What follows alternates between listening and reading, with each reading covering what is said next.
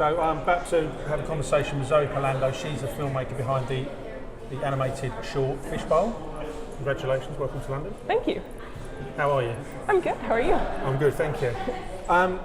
Zoe, so if you can tell us, give us a brief synopsis of Fishbowl, kind of give us an idea what it's about, and congratulations, like I said, well done. Thank you.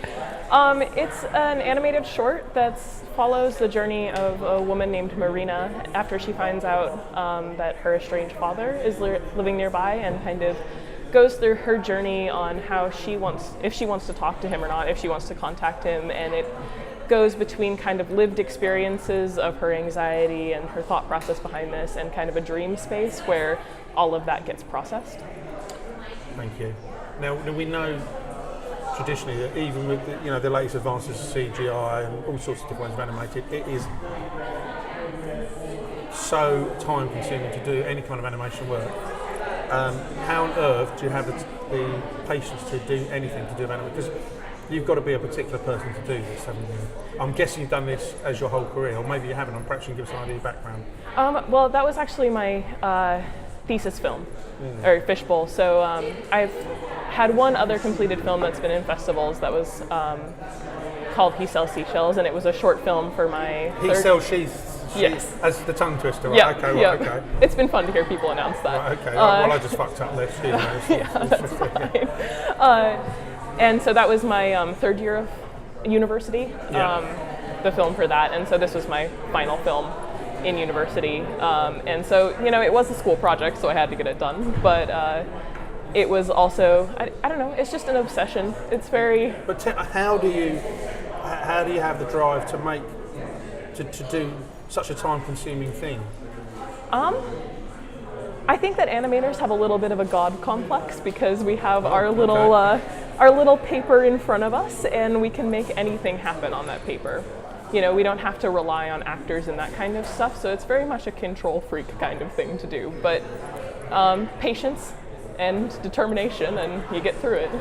How long would it take to put together, I don't know, 3 seconds of film? I don't know, running at 24 frames or whatever it is, I don't know. Yeah. But how does it break down to you? If you're animating on ones, which is 24 frames per second, yeah. Depends on how fast you animate and the detail of what you're animating. As an average, yeah. Yeah, for me, it would probably take me about 3 days to do 3 fully colored seconds of animation. Right. And how long's your film? 6 minutes? 6 minutes and 17 seconds. Crikey. Yeah, because the seconds are really important. Yeah, they are. That's the thing, it's 3 seconds, it's like 3, okay. And where did the idea come from for this? It comes from some, not necessarily my family experiences, but a family member I have who had an estranged father, and hearing about their experiences kind of gave me the inspiration to make this film, and I was with them through a lot of the process of them attempting to contact this person. So. And how do you, sorry, I'll rephrase the question. It's fine. What's your end, is your end goal to carry on animating for yourself, or is your end goal to work for someone else? Have you got any idea where your career is you'd like it to end up? I would like to be an independent filmmaker and animate for myself, and if that, I do freelance animation right now, so... Really? So, okay, tell us about that. So how does that work? So you're, I don't know, you scout for work, they come to you, how or will you work on a film and do a part of a film? Is that what you're sort of talking about? A little bit of all of those. I definitely keep an eye out if there's job postings or stuff of we need to hire an animator for this short of a time. I go and work for them for that short time period. Yeah. And then I also am a co-founder of an online greeting card company. Oh. So we do e-cards, so it's very short animated things, and that's, kind of what we feel like doing. Right. And so, are you working on anything at the moment that's not yours? I assume you're an animator for hire, as it were, at the moment. Yeah. At the moment, no, because I kind of cleared my slate so I could come here. But yeah. And how difficult was it to do this? So I'm sure you're not the kind of person who's ever going to give up. But is there any point you think, God, this is just a trial and a half? All the time.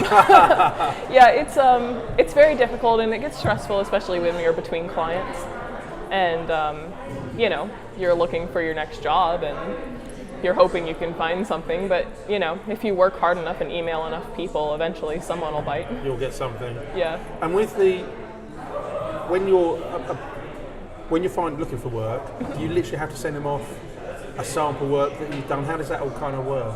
I have a reel. Send them this now, I guess. Yeah, I guess this. Yeah, I have an animation reel which has a sample from a lot of the different works that I've done, 2 to 3 second clips. And then it's all compiled into one video so they can just kind of get, I guess, a taster of my work and see if my style would fit their project. And how do you stay on top of, because it's changing all the time, I mean, I don't know whether it's hand-drawn or CGI or plasticine men or whatever, but how do you stay right on, because I assume someone may say to you, well, we want an animator, but this is what we want for it, we want them to do it in this style, and how do you make sure that you're still part of the curve? Does that kind of make sense? Because I guess you've got to make sure that whatever's happening out there, you've got to stay on the crest of the wave. Yeah. I would say that, we each have our places that we specialize in. I am much more of a 2D animator, so that means I do things traditionally pencil on paper, or I use 2D software on the computer, so I don't really do CGI and 3D, because it's very difficult to be a master in both of those areas because they are quite different. Yeah. In many cases. And that's a whole new learning experience, I guess. Yeah. So I assume it's not a case saying, well, actually, I'll try my hand at that. It's not going to happen in 2 months. It's going to take a hell of a long time to have that as well. And is there still a big call for that? Because I sort of think, looking at a lot of animated films now, that I'm not saying they're all CGI, 3D, CGI films, computer animated, but is there still quite a big call for traditional 2D side of it? Definitely. Would it surprise me, I guess what I'm asking? Definitely. I mean, most TV shows that you'll flip on and say, you look at something like, do you have South Park over here? Yeah. Those sort of animated cartoon shows are all 2D animation for the most part. I guess you'd love to work on something like that. Maybe. Yeah. I'm much more an independent filmmaker. Yeah, because of course you're for hire then, that's the thing, it's the problem, isn't it? Yeah, and there's still a lot of feature films, especially on the independent film circuit, that are 2D animation or mixed media. And then, if you look at any commercials, those ones that just have kinetic text, moving on the screen, that's After Effects, which, I use in my own 2D animation work, and so I can use that and, use that for making a commercial or something like that. So are you first and foremost an artist? Yes. Because you've got to have the ability to draw. It's a stupid question. Yes. I started off as an illustrator and then went over to animation. Yeah. And when you say, like, it would take, 3 days to do 3 seconds or whatever it was, and we're not talking traditional 9 to 5 here, I'm guessing, well, maybe, I don't know, maybe we are. How do you position yourself to work a full day? Because it's easy to get distracted. I don't know if you've got a studio at home, I don't know where you work, I haven't got a clue, of course, but how do you make sure that you motivate yourself? It's just very important to kind of set a work schedule for yourself, especially when you're freelance like I am, which is, I get up and, at 8, I'm sitting down at the computer, I give myself an hour for lunch, and then I stop working around 5 to 6, and I shut off everything else. And what about weekends? It's like, no way I'm doing weekends. Weekends, no. You need time to recover, especially when it's animation and you're doing 2D like I do. You get very bad carpal tunnel in your hand, and of course, right? Yeah. So at the end of the project, sometimes I can't even hold a pencil anymore. Well, because you've been gripping. Yeah. Right. Of course. So you do need those breaks, if not just for your mental health, you need it for your physical health. So you have conditions, so there's no way I'm going to do weekends, it's got to be, this 9 to 5-ish, and like you say, I suppose otherwise it could actually affect. Yeah, and if I'm doing a rush project, there are times when that's different, and when I was in university, I would work, till 2 to 3 a.m. in the morning. So. But that's kind of different because it's really important to get to the end and have the degree and so on and so forth. Yeah. And have you been asked to do anything that's creative in terms of your artistic bent, but not animated, if that kind of makes sense? So, so has anyone come to you and said, look, you're a great illustrator, we know you do animation, but actually we'd like you to have a go at this? Has that happened? Yes, I've done a lot of, they're not necessarily like very artistic, but I've done a lot of technical drawings for scientific companies and that kind of stuff. And I've had a couple offers for book illustrations, but a lot of times people will come to you and say, I have this great idea, and I have a book that I'd like to be illustrated, and you're like, great, so do you have the money to pay me? And they say, well, you can get paid once it's published. And then I go, no. No, I Yeah. agree, because you've got to, of course, you've got to set a bar, haven't you? Exactly, and it's difficult to tell an artist that this is a risk, it's a gamble that we're going to get money on it, and if I put in, lots of hours into working on illustrations and I don't get paid for it, it doesn't work out for me. So. And then, at any point, have you ever thought, this is just too much? What am I doing? I'm crazy. Yeah. Yes. Well, more often than I would imagine, or is it an occasional thing? It usually happens when I'm working on those rush projects, and it's 2 to 3 a.m. in the morning, and I'm like, why am I doing this? Yeah, because they'll have a project the next day or whatever it is. Yep. Okay. Yeah. And what about, so are you happy with the finished product? I know it's different because you're an animator and it's a very slow, meticulous process. Yeah. But when you actually look back at it, the way the finished product, is that pretty much how you wanted it to be? Yes and no. I mean, since it was a time-constrained project or independent film project, it was a year. I had to have it done by the end.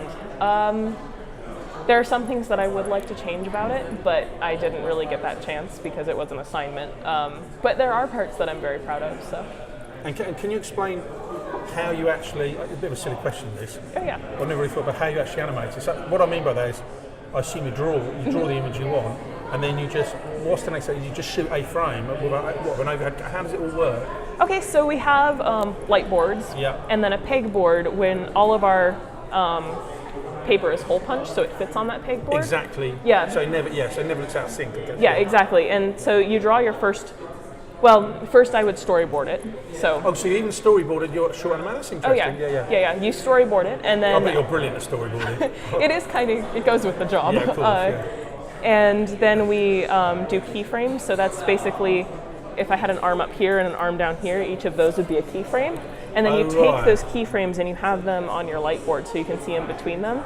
And then you do your in-betweens, which is all of the frames between that gesture. Right, okay. Yeah. Oh, right. And so then you can do that, up to scenes, and then you'll have a down shooter, so a camera pointing down next to you, and you take a picture, and test that. Yeah. And that's working with. That's how I animated Fishbowl. There are obviously different ways to do 2D animation. And then I take those frames after I've kind of done a test shot of all of them, and I scan every single one into the computer, and then I take them and color them in Photoshop. Right, hang on. So, because I'm assuming, perhaps I'm just being a bit stupid here, that when you say you shoot the frame, you shoot digitally, or not? You are still shooting digitally, aren't you? Yes. Right, okay. So when you say, but you still scan the frame even though it's shot digitally, that's what I'm getting at here. Mm-hmm. You get a better quality if you scan the frame than just take a picture of it. Right, okay. Especially if you're doing your coloring digitally. If I was doing my color, on the physical piece of paper, I could probably just shoot the entire thing and it would be fine. Okay. Right, brilliant. Thank you. Thank that you. was wonderful.